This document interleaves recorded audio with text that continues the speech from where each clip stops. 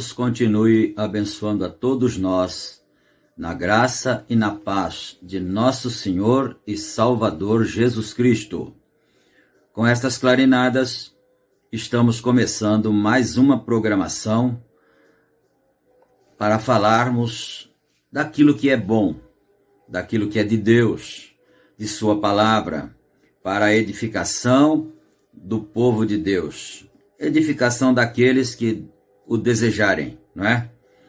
E nós estamos com a Bíblia aberta aqui no livro de Êxodo, capítulo 32, e eu gostaria de ler o verso 33 para o início da nossa mensagem. Então disse o Senhor a Moisés: aquele que pecar contra mim, a esse riscarei do meu livro. Amém. Que Deus possa acrescentar as suas bênçãos à leitura da sua santa palavra. E nós vamos dar continuidade, então, no nosso estudo sobre o livro da vida, não é? É uma série que nós estamos fazendo.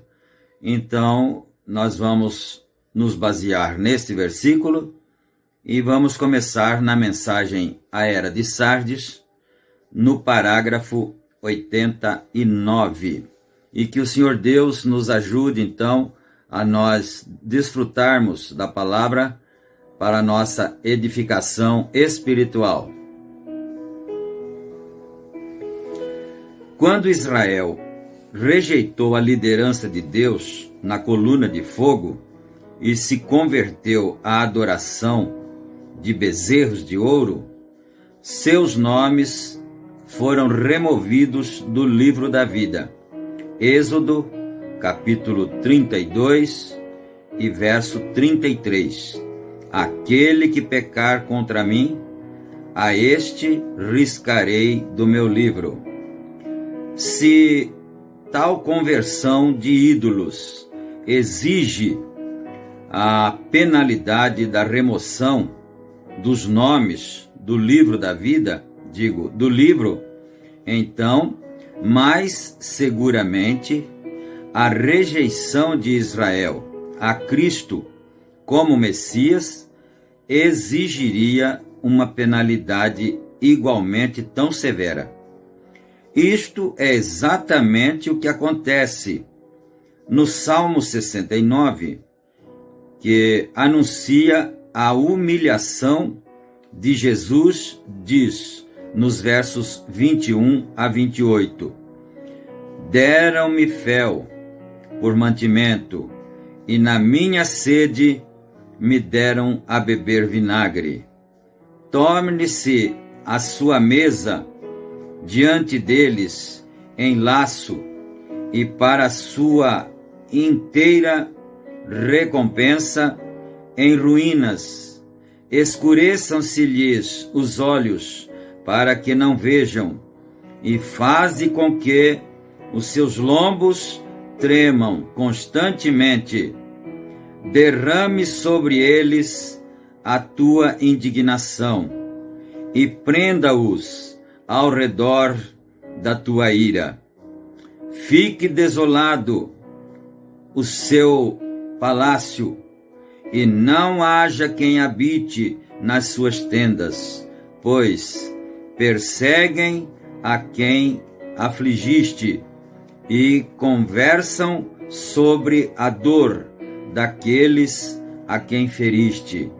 Acrescenta iniquidade à iniquidade deles, e não entrem na tua justiça.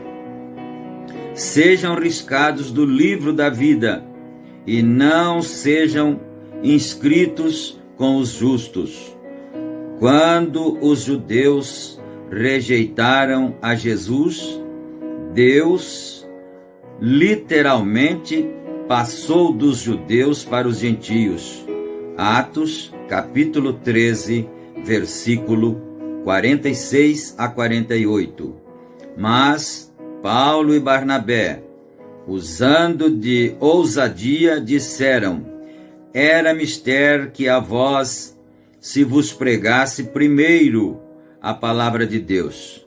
Mas visto que a rejeitais, vos não julgais dignos da vida eterna, eis que nos voltamos para os gentios, porque o Senhor assim nolo mandou. Eu te pus para a luz dos gentios, para que sejas de salvação até aos confins da terra. E os gentios, ouvindo isto, alegraram-se e glorificaram a palavra do Senhor, e creram todos quantos estavam ordenados para a vida eterna. Glória a Deus. Isso não é para sugerir que não haverá mais nenhum nome das tribos de Israel permanecendo no livro da vida. Ele quer dizer aqui, o profeta, isso não quer dizer que nenhum israelita mais seria salvo, né? E que os nomes de todos estão fora do livro. Não, não é exatamente isso, não é? Permanecendo no livro da vida. Porque muitos destes, mas não multidões, através do princípio da eleição, estarão na era da igreja gentia e entrarão no corpo de Jesus Cristo. É bom parar um pouquinho aqui de novo, não é? para nós refletirmos sobre essa questão. Como nação, Israel não será mais salvo para fazer parte da noiva na era da graça, não é? Eles vão ser arrebanhados e salvos depois do arrebatamento da igreja.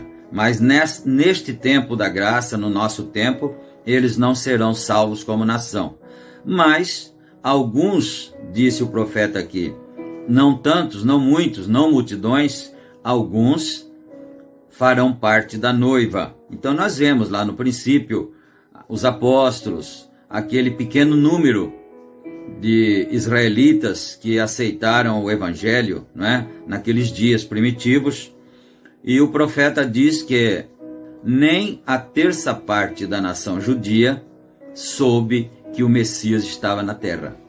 Isso é importante pensar, saber disso, né? Nem a terça parte da nação soube que o Messias estava na terra. Foi por isso que ali em Atos capítulo 19, quando São Paulo chegou a Éfeso, ele encontrou ali alguns discípulos, alguns irmãos crentes, não é? E ele perguntou para eles se eles tinham recebido o Espírito Santo depois que eles tinham crido, ou desde que eles tinham crido. Eles disseram: nós nem ainda ouvimos falar que existe Espírito Santo. E Apolo estava por ali com eles, não é? Eles disseram: nós nem ainda ouvimos falar que existe Espírito Santo. Aí São Paulo ficou naturalmente um pouco intrigado e ele perguntou para eles: mas em que batismo vocês são batizados? Eles disseram: no batismo de João Batista. Aí Paulo entendeu a questão, o porquê eles não haviam ainda recebido o Espírito Santo e nem sequer haviam tomado conhecimento a respeito disso, não é? É porque você vai se lembrar que quando João estava pregando lá no Jordão, ele disse assim: eu vos batizo com água, mas após mim virá um que vos batizará com o Espírito Santo e fogo, que era o Senhor Jesus Cristo, não é? Mas acontece que para ser batizado com o Espírito Santo e fogo, eles deveriam vir todos para a igreja de Pedro, para a igreja dos apóstolos, não é? Essa seria a transição de João para Jesus, para a graça. Então eles deveriam vir para a igreja primitiva e obedecerem Atos 2,38, que dizia: arrependei-vos cada um de vós e sejam batizados em nome de Jesus Cristo para perdão dos pecados, e recebereis o dom do Espírito Santo. Ali então se teria cumprido a palavra, mas eles não passaram por esse processo. Pode ser que é porque não souberam mesmo, né? Pelo que eles disseram para São Paulo, nós nem ouvimos falar. Então eles não tiveram uma oportunidade de rejeitar a palavra. Aí então Paulo entendeu a questão e explicou para eles que o batismo tinha que ser em nome do Senhor Jesus Cristo, porque o batismo de João era para uma outra era.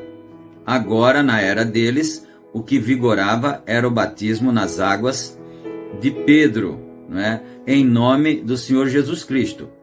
E ali em Atos dos Apóstolos 19, você pode ler na sua Bíblia e você vai encontrar que eram mais ou menos uns 12 varões que tinha ali. E eles, ouvindo essa explicação de Paulo, foram batizados em nome do Senhor Jesus Cristo. Eles já eram batizados no batismo de João e depois foram batizados no batismo das águas em nome do Senhor Jesus Cristo.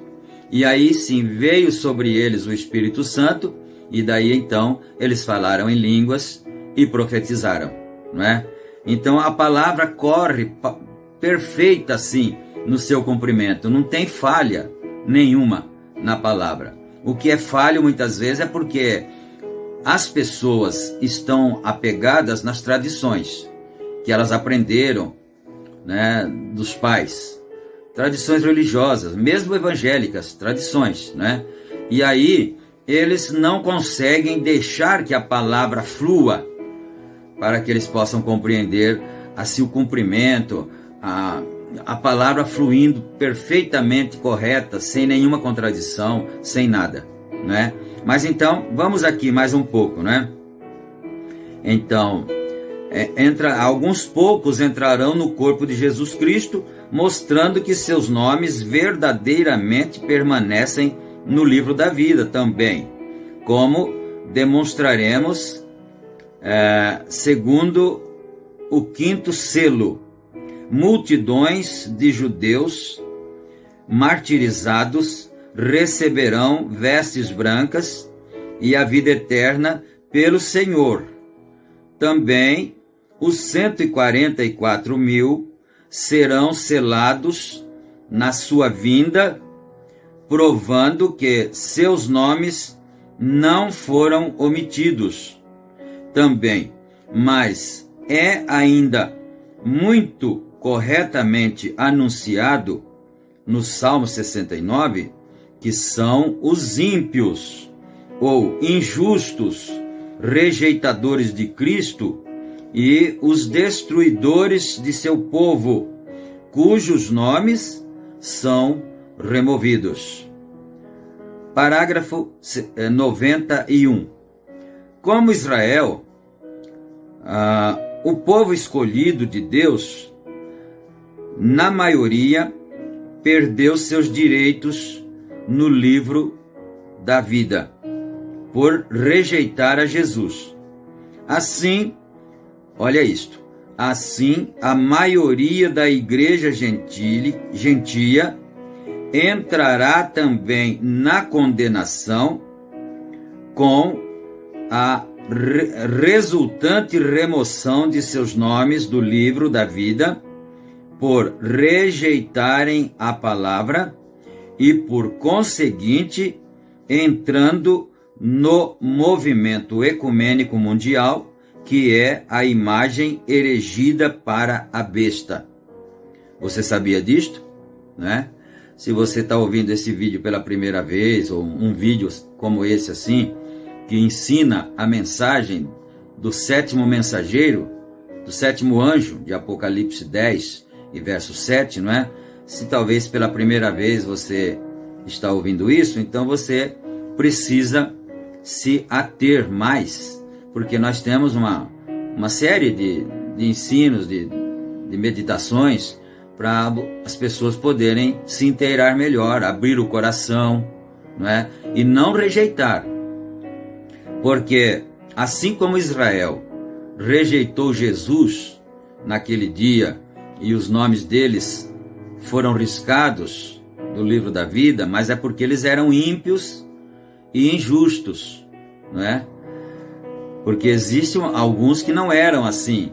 Por exemplo, José de Arimateia não era assim, o Simão Cirineu e outros discípulos, eles não eram assim, mas uma grande maioria era. E agora o profeta está dizendo, assim vai acontecer com a igreja, agora, nesse tempo nosso. Vai acontecer com a igreja porque Deus mandou o seu profeta. Você não sabe disso, não é? Olha, Malaquias capítulo 4, versos 5 e 6, né? São Mateus 17, versículo 11, Lucas 10, verso 30, Apocalipse 10, versículo 7, todas essas escrituras são relativas ao ministério profético desse tempo do fim, porque como João Batista foi precursor da primeira vinda de Cristo e ele estava no ministério de Elias, esse ministério de agora, do profeta de Deus, é também o ministério de Elias. E ele é o precursor da segunda vinda. Então a mensagem do profeta de Deus para esta era, ela é a precursora da segunda vinda de Cristo. E aí é uma grande minoria que tem recebido, que tem aceitado em relação à quantidade de crentes existentes no mundo hoje, né? É uma grande minoria, muito poucas pessoas mesmo que aceitam. E o restante vão entrar no movimento ecumênico, que é a religião da besta, não é? E vão perder a oportunidade de serem arrebatadas e os seus nomes, consequentemente, serão riscados do livro da vida. Isso é muito sério. Cada crente precisa pensar nisso, porque cada um de nós tem só uma alma, não é? E é muito sério isso. Mas vamos aqui mais um pouco. Deixa eu olhar a hora aqui, que a gente esquece da hora, de repente até passa, né? Mas ainda nós temos um tempinho mais. Parágrafo 92 da Era de Sardes. Há outro ponto para ser notado aqui no julgamento do grande trono branco. Haverá uma separação de pessoas. O livro da vida será aberto, outro livro será aberto, Mateus 25, 31 a 46, e quando o Filho do Homem vier em sua glória e todos os santos anjos com ele, então se assentará no trono de sua glória e todas as nações serão reunidas diante dele e aparecerá uns dos outros, e apartará uns dos outros como o pastor aparta dos bodes as ovelhas, e porá as ovelhas à sua direita, mas os bodes à esquerda. Então dirá o rei aos que estiverem à sua direita: Vinde, benditos de meu Pai, possuí por herança o reino que vos está preparado desde a fundação do mundo. Porque tive fome e me destes de comer, tive sede e me destes de beber, era estrangeiro e me hospedastes, estava nu e me vestiste, adoeci e me visitaste, estive na prisão e foste me ver. Então os justos lhe responderão, dizendo: Senhor, quando te vimos com fome e te demos de comer, ou com sede e te demos de beber? E quando te vimos estrangeiro e te hospedamos, ou nu e te vestimos? Ou quando te vimos enfermo ou em prisão e fomos ver-te? E respondendo o rei lhes dirá: Em verdade vos digo que quando o fizestes a um destes meus pequeninos irmãos, a mim me fizeste. Então dirá também aos que estiverem à sua esquerda: Apartai-vos de mim, malditos, para o fogo eterno, preparado para o diabo e seus anjos, porque tive fome e não me deste de comer, tive sede e não me deste de beber, sendo estrangeiro, não me hospedastes, estando nu, não me vestistes, e enfermo e na prisão, não me visitastes.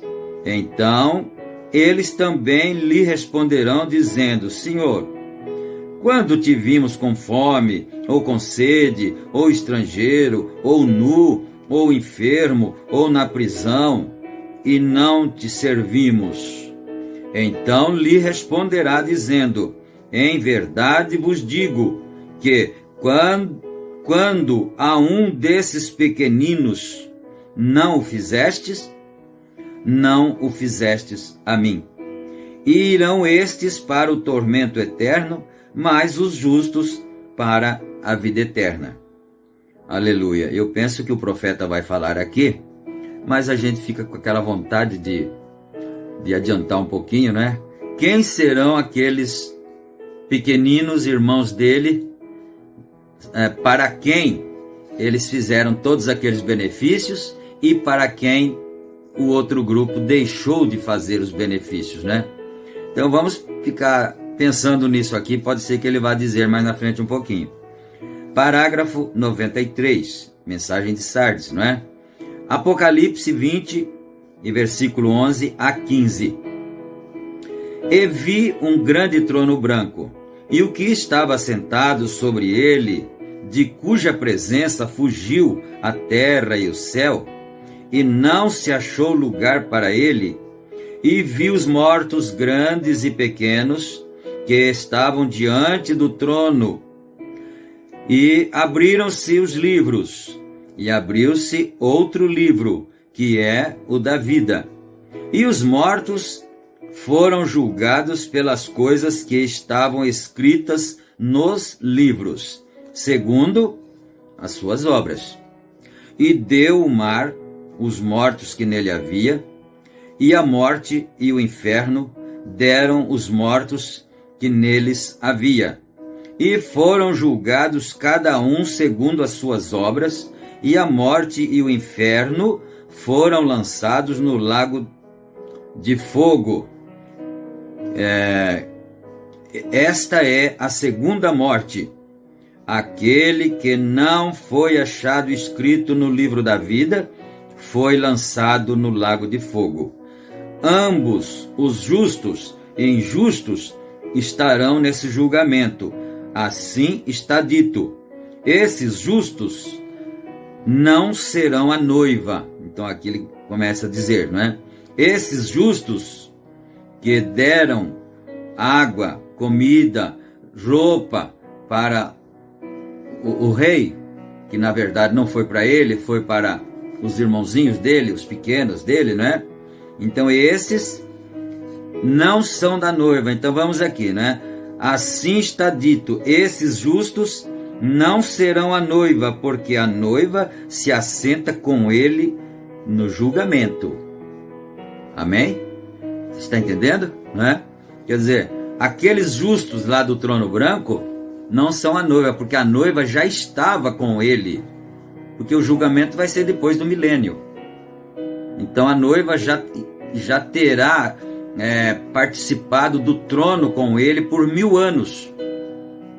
Aí lá é que eles serão julgados, mas não são a noiva, não é? A noiva se assenta com ele no julgamento. 1 Coríntios, capítulo 6, versículos 2 e 3.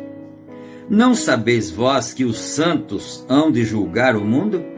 Ora, se o mundo deve ser julgado por vós, sois porventura indignos de julgar as coisas mínimas? Não sabeis vós que havemos de julgar os anjos, quanto mais as coisas pertencentes a essa vida? Quer dizer, isso é uma correção, né, para os crentes, para nós, os crentes de hoje. É uma exortação, na verdade, para os crentes de hoje, que somos nós. Porque às vezes, entre irmãos, nós temos algumas dificuldades, deixa eu usar uma expressão assim popular, algumas penimbas, né? E às vezes nós não conseguimos resolver isso, não consegue perdoar o irmão, não consegue perder, porque Jesus disse que aquele que quiser perder a sua vida, ganhá-la-á, mas o que quiser ganhar a sua vida, perdê-la-á. Então, por que nós não deixamos, não damos por encerrado aquilo, não perdemos? Porque como é que vai julgar os anjos? Como é que vai julgar o mundo, se não sabemos nem julgar essas pequenas coisas entre nós, entre irmãos, entre família, às vezes, né? Então, é preciso que nós recebamos essas correções, recebamos essas exortações do Espírito Santo, porque está na palavra. Todo mundo tem Bíblia. Essa que é a verdade, né? Então, 3:21, quer dizer, ele disse aqui: como é que nós vamos conseguir julgar as coisas, os anjos, se não conseguimos julgar nem as pequenas coisas dessa vida, não é? Apocalipse 3:21. Ao que vencer, lhe concederei que se assente comigo no meu trono, assim como eu venci e me assentei com meu Pai no seu trono. Vejam, a noiva está com ele no trono. Como ela é para julgar o mundo, ela tem de estar assentada no julgamento com ele. Foi exatamente isto o que Daniel viu. Daniel 7, 9 e 10. Capítulo 7, versículos 9 e 10. Isso foi o que Daniel viu. Olha só. Eu continuei olhando até que foram postos uns tronos. E um ancião de dias se assentou. O seu vestido era branco como a neve, e o cabelo de sua cabeça como a limpa lã. O seu trono, chamas de fogo, e as rodas dele, fogo ardente. Um rio de fogo manava e saía de diante dele. Milhares de milhares o serviam, e milhões de milhões estavam diante dele.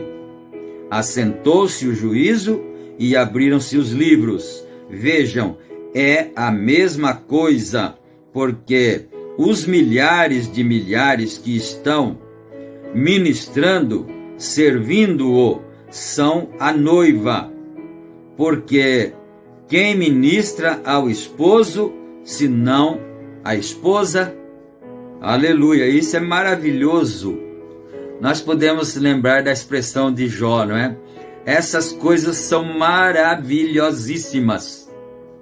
Pensar nisso, não é mesmo, meus irmãos? Não é maravilhoso nós pensarmos nessas coisas? Não é? E isso são verdades. Eu sempre costumo pensar e dizer, essas são as infalíveis realidades do Deus vivo. Vale a pena ser cristão ou não vale? Não é? Os sofrimentos, as dificuldades dessa vida aqui representam alguma coisa quando você pensa que você tem uma promessa como essa, que isso é seu, isso é para você, é para mim, é para nós. Deus nos abençoe, meus amados irmãos. Deus nos ajude, que nós possamos e cada dia mais nos inteirando destas coisas, nos envolvendo cada vez mais. Nada de crente igrejeiro, crente fanático, ou crente frio, ou crente formal, nada disso. Ser cristão de verdade. Que Deus nos abençoe, no nome do Senhor Jesus Cristo. Amém. Não esqueçam de curtir o vídeo e também, se não for inscrito, inscreva-se, para que então nós possamos ter o nosso vídeo impulsionado e alcançarmos mais pessoas. Quantos filhos de Deus, quantas almas preciosas não precisam ouvir essas verdades? Deus nos ajude, em nome do Senhor Jesus Cristo. Amém.